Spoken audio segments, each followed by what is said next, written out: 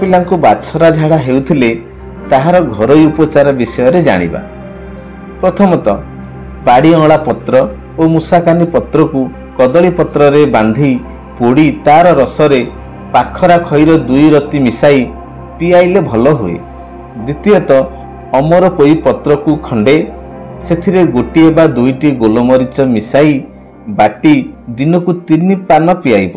तृतीयतः टांगणा खईर अधरती कांजी पानी रे पियाइब। एथिरे कुहा जायथिबा औषध मध्यरु जेकोनसे गोटिए प्रयोग करि पारिबे।